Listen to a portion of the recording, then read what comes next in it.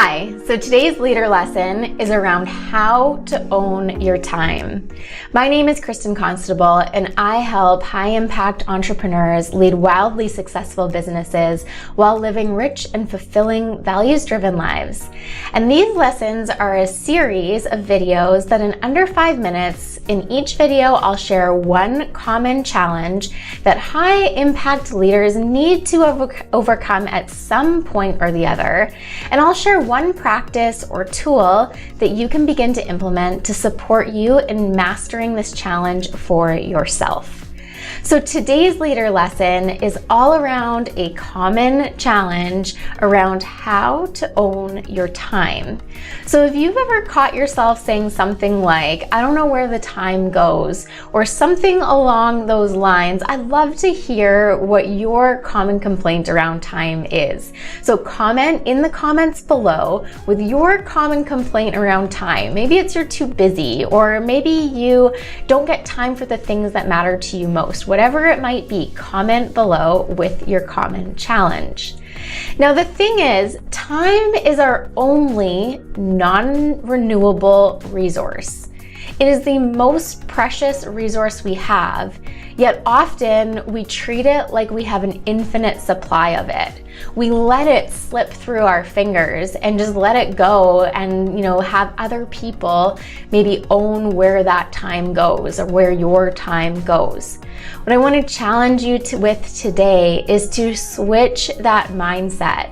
Switch the mindset of time being something outside of your control that other people or external factors have more control over than you, and to start looking at time as something that is super precious, that you can never get back, and that you have ultimate control over where it goes and how you spend it. So that sounds good, right? But how do you do it? And so how you do it, the best tool I have for managing and owning your time is values alignment. So getting crystal clear on the things that matter to you most, and then investing your precious resource of time and energy into those things first. When I look at most of my clients' calendars who are struggling with this idea of owning their time, what I often see is other people's priorities in their calendars. So things like meetings, pickups, drop-offs, errands, these types of things that are really the things that don't matter. But the things that do really matter to them, like maybe their wellness or having some creative space or meaningful connections, those things get the leftovers. So my question for you is, what would change if you flipped that script and your calendar first got the things that matter to you most? Those are the things that got penciled in first. Then everything else got to fill in the space around it. It got the leftovers.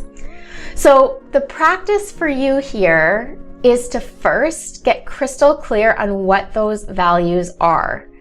The second piece is to look at if those are the things that are getting your top priority, your most precious time, then what do you have to say no to?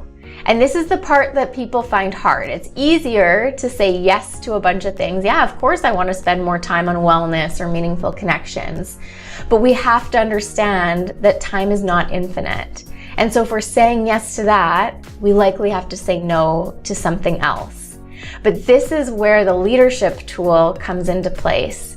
Because being an effective leader means that you have the ability to focus your energy and intention on the things that matter to you most, and to have impact on those things and really move the needle on those things. So that is your practice. Identify your values, see what you need to say no to, and start owning your time.